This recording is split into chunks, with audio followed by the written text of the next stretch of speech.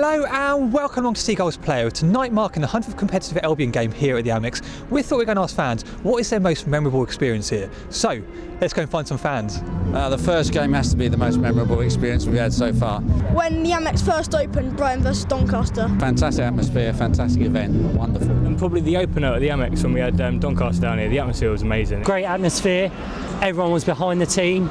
And just obviously the players gave it their all as well. Probably the first game when Buckley scored the winner because the crowd was just electric that day. When the stadium opened, that's I think my greatest. Palace game, 3-0. It was the free kick from David Lopez. Definitely David Lopez free kick against Palace. Oh, I forgot about top bins. Palace game, 3-0. That was a pretty special game as well. Crystal Palace game, 3-0. Beating Palace 3-0 for sure. That's a tough one. There's been so many. Say going down to the 9 men against Burnley. The Burnley game, where we got down to 9 men. The atmosphere was buzzing that game. Possibly could have won it, but the atmosphere, I've never heard an atmosphere like that here. Probably 3-0 against Southampton.